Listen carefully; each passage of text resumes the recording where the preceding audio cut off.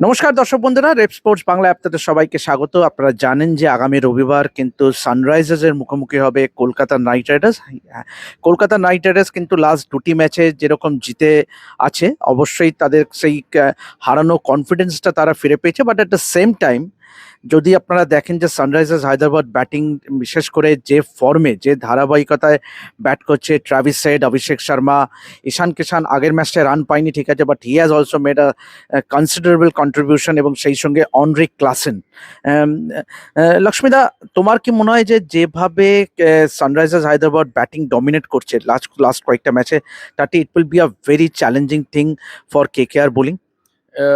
দেখো, এই বছর ফিয়ারলেস ক্রিকেট খেলছে সানরাইজার্স, যে ক্রিকেটটা খেলতে পারছে না কলকাতা নাইট রাইডার। বিকজ টি-20তে তুমি 2 ওভারে 5 রান 6 রান হবে না, 2 ওভারে তোমার 15 রান, 20, 25, 30 রান হবে, যেটা অন্য টিমরা যারা টপ টেবিল আছে তারা যারা যেভাবে পারফরমেন্স করছে। 1 নম্বর।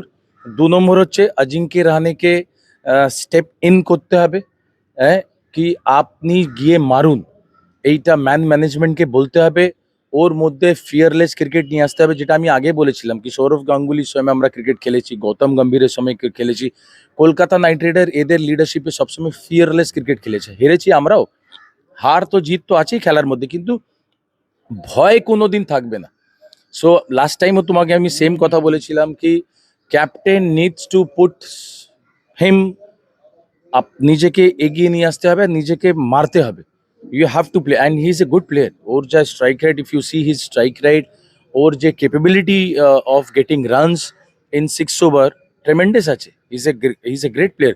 বাট ওকে এই জিনিসটা বুঝতে হবে, বড্ড শেখিতে আছে, নিজের রান বাইরে থেকে এরকম মনে হচ্ছে, যেটা সানরাইজার্সের অ্যাডভান্টেজ আছে। সো এখানে তোমাকে করতে হবে কি তুমি আবার যদি 170 180 করো, সানরাইজার্সের সাথে হবে না। তোমার যে বোলিং অ্যাটাক আছে, ওই বোলিং অ্যাটাকে তুমি এক্সেপ্ট সুনীল নারায়ণ, আর কোন দিন বরুণ চক্রবর্তী চলবে। লাস্ট কয়েকটা ম্যাচও ভালো বল করেছে, কিন্তু বরুণ চক্রবর্তী সে ফর্মে নেই। একটাই বলার নিয়ে তুমি কলকাতা নাইট রাইডার খেলছে, এটা আমার মনে হয়, সেটা হচ্ছে সুনীল নারায়ণ।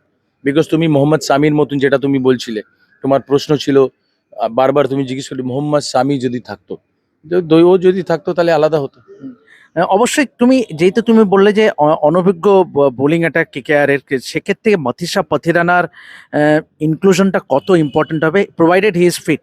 তুমি ভাবো মোহাম্মদ শামি আর Pathirana, what do you think? মানে এখন যখন নেই, আমি বলছি মানে এই কম্বিনেশন আরো পজিটিভিটি নিয়ে আসতো। রানার তো ছিলই, হ্যাঁ, রানার আনফরচুনেটলি গট ইনজিউর্ড। হ্যাঁ, বাট হর্ষিত রানা আর মোহাম্মদ শামির মধ্যে জমিন আসমানের ফারাক আছে। আমি অন ক্যামেরা আগেও বলেছি, এখনো বলছি, is a good upcoming fast bowler. I have all regards, my all best wishes to Harshit Rana. Come back strongly, fit হয়ে আসো ভাই, তুমি ভারতের হয়ে খেলো, রঞ্জি ট্রফি প্লিজ খেলো দিল্লি দিয়ে, হ্যাঁ না? কিন্তু ইয়েস, পাথিরানার দিকে আমরা সবাই কলকাতা ফ্যান, কলকাতার মানুষ, নাইট রাইডারের এত বড় ফ্যান বেস্ট আছে সারা পৃথিবীতে। Shahrukh Khan himself want him to come back, Venki Masur sir want him to come back, because আমি যত কলকাতা নাইট রাইডারকে জানি, কলকাতা নাইট রাইডার নিজের টিমকে লাস্ট পর্যন্ত ব্যাক করে। হ্যাঁ, তো এই টিমকেও কিন্তু ওরা ব্যাক করছে। বাইরের অনেক কথা, অবভিয়াসলি তুমি যদি না খেলো, ভালো না খেলো, অনেক কথা হয়, কিন্তু at the same time team management is backing their players, R at the same time Pathirana যদি আসে তাহলে আমার মনে হয় কি ফ্র্যাঞ্চাইজি ওনারদের মুখে একটা হাসি আসবে। ইয়েস, 100% আমি বললাম হাসি আসবে, বিকজ দর্শকদের মতন হাসি তো মানে দর্শক হাসলেই তো কলকাতা নাইট রাইডারের অনাররা হাসবে। আর দর্শক কখন হাসবে? যখন আপনি ম্যাচ জিতবে। লাস্ট দুটো ম্যাচ জিতে একটা জায়গায় চলে এসেছে, পাথিরানার জন্য আমরা সবাই ওয়েট করছি। মানে যারা, মানে তোমার কি মনে হয় যে ডেথ বোলিং এ যেটা যে বোলিংটা হচ্ছে চেন্নাই সুপার কিংসে, slower bouncer, he has all the variety on ওর কাছে, মানে স্টোর রুমে জমা আছে। সো এবার দেখা যাক কিভাবে কামব্যাক করে, ও কিভাবে আসে মাঠে নামে। মানে স্বামীর ব্যাপারে তুমি বলছিলে, তুমি নিজে যেহেতু স্বামীকে দেখেছো খুব কাছ থেকে, এবারে রঞ্জি ট্রফিটি হি হ্যাজ বিন আউটস্ট্যান্ডিং, এবং লখনৌ সুপার জায়ান্টসেও কিন্তু যেভাবে খেলছে, the way he is bowling at this age, মানে ভুবনেশ্বর কুমারকে আমরা দেখেছি যে মানে এত এক্সপিরিয়েন্স কেমন। তো সুতরাং মানে ইটস নট জাস্ট অ্যাবাউট টি-20 cricket, is not just about young age, মানে এখানে অভিজ্ঞতার একটা। মামা, ইউ আর অ্যাবসলিউটলি রাইট। যেটা স্বামীর বিষয়ে তুমি বলছিলে কি স্বামী হচ্ছে মেন্টরিং করতে পারে ফাস্ট বোলারকে, যেটাও লখনৌ সুপার জায়ান্ট করছে। তুমি দেখো ওদের ফাস্ট বোলিং এর পারফরমেন্সটা দেখো, ভুবনেশ্বর কুমার কি করছে, দ্য সেম থিং করছে, নিজেও ভালো বল করছে। মোহাম্মদ শামি আউটস্ট্যান্ডিং বাংলার হয়ে সারা বছর খেলেছে, আউটস্ট্যান্ডিং ফর্মে বল করেছে, আউটস্ট্যান্ডিং ভাবে এই বছর আইপিএল খেলছে। কেন কেন ভালো বোলিং করছে? বিকজ ও পুরো সিজন সব কিছু ত্যাগ করে বাংলার হয়ে খেলেছে। এত বড় ফাস্ট বোলার, সবাই ভেবেছিল এই টেস্টে খেলবে, এই ওয়ানডে খেলবে, এই টি20 খেলবে, কিন্তু ও চুপ করে বাংলার হয়ে কল্যাণীতে খেলেছে, ইডেন গার্ডেনে খেলেছে, বাইরে গিয়েছে খেলতে, কোনো কমপ্লেন করেনি, প্রত্যেক ম্যাচ খেলেছে। ওই রকম প্লেয়ারকে কলকাতা নাইট রাইডার আমার মনে হয় কোথাও না কোথাও অনেক as a fast bowler miss করছেই করছে, but as a mentor miss করছে। বিকজ সামির মতন যদি তোমার কাছে কোনো ফাস্ট বোলার থাকে টিমে, obviously fast bowling coach is very important, but তোমার ফাস্ট বোলিংয়ের যে কোচ, তার 50% কাজ হয়ে যায়। মোহাম্মদ সামি, ভুবনেশ্বর কুমারের মতন যদি প্লেয়ার থাকে, তাহলে এই রোলটা কোথাও না কোথাও কলকাতা নাইট রাইডার মিস করছে। ব্যাটিং মিস করছে মোহাম্মদ সামির, ওই 7 নম্বর 8 নম্বরে এসে 6 মেরে দেওয়া, ওদের সাথেই লাস্ট ম্যাচ যেটা হলো। সো এই জিনিসটা আমার মনে হয় মোহাম্মদ সামিকে না নিয়ে, ইভেন শাহবাজ আহমেদ অলসো, শাহবাজ আহমেদও খুব ভালো প্লেয়ার, ওকেও নেওয়া উচিত ছিল। কিছু কলকাতার প্লেয়ারদের দেখতে চাই, যেটা দেখতে পাচ্ছি না আমাদের যাওয়ার পর থেকে, ওই জায়গাটা খুব মিসিং আছে। So I want, because player are playing well.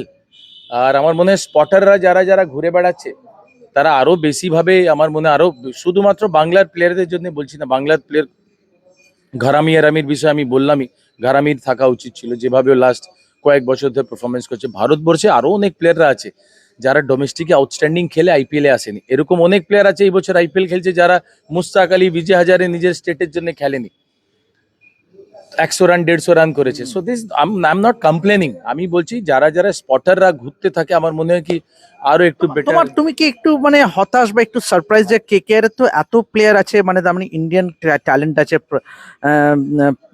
প্রশান্ত সোলাঙ্কি বলো কি তেজস্বী, এদেরকে 100% খেলানো উচিত। হাই টাইম আমার চলে এসেছে কি ব্রিং ইয়োর বেঞ্চ স্ট্রেংথ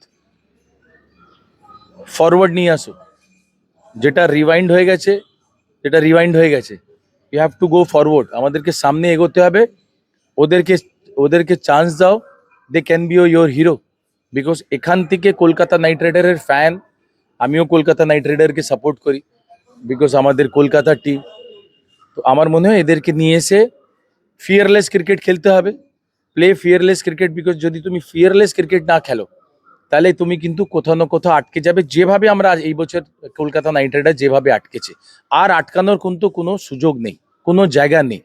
শেষ প্রশ্ন, তুমি কোনো পরিবর্তন দেখছো? অবশ্যই টিম সাইফার্ট ইনিংসের শুরুতে একেবারেই সেই ধারাবাহিকতা দেখাতে পারেনি তো, এবং মথিসা পথেরানা যদি ফিট হয়ে যায়, তুমি কোনো কি পরিবর্তন দেখছো? না, সুনীল নারায়ণকে ওপেন করা উচিত। যেটা বলেছিলাম লাস্টেও তোমাকে বলেছিলাম, ওকে পাওয়ার প্লেতে বল করো। দেখো পাওয়ার প্লেতে বল করিয়ে আমরা কলকাতা নাইট রাইডার জিতেছি। সুনীল নারায়ণকে ওপেন করো। আর অবভিয়াসলি যারা বেঞ্চ স্ট্রেংথে যারা বসে আছে বেঞ্চে, তাদেরকে নিয়ে আসো, গিভ দেম অপরচুনিটি। রাহানেকে ফিয়ারলেস ক্রিকেট খেলা উচিত। রঘুবংশী যদি খেলে, ফিয়ারলেস ক্রিকেট খেলা উচিত। তুমি 40 বলে 55 রান করলে তুমি কলকাতা নাইট রাইডারকে জেতাতে পারবে না। তোমাকে 26 বলে তোমাকে 50 করতে হবে, তোমাকে 22 বলে 24 বলে 27 বলে 50 করতে হবে। তুমি বিরাট কোহলিকে দেখো কিভাবে বিরাট কোহলি নিজের ইনিংসটাকে প্ল্যান করছে, রেগুলার রান করছে। এসএসপি জয়সওয়ালকে তুমি দেখো ফিয়ারলেস, রঘুবংশীকে দেখো ফিয়ারলেস, কিশনকে দেখো ফিয়ারলেস। তো টি20তে you need fearless batting approach. আর সেই জিনিসটা যদি কলকাতা নাইট রাইডার নিয়ে আসতে পারে, তাহলে ঘুরে দাঁড়াবে, নাহলে ডিফিকাল্ট হয়ে যাবে। তো আপনারা শুনলেন যে লক্ষ্মীর মতে যে কলকাতা নাইট রাইডার্সকে কিন্তু ফিয়ারলেস ব্র্যান্ড অফ ক্রিকেট খেলতে হবে।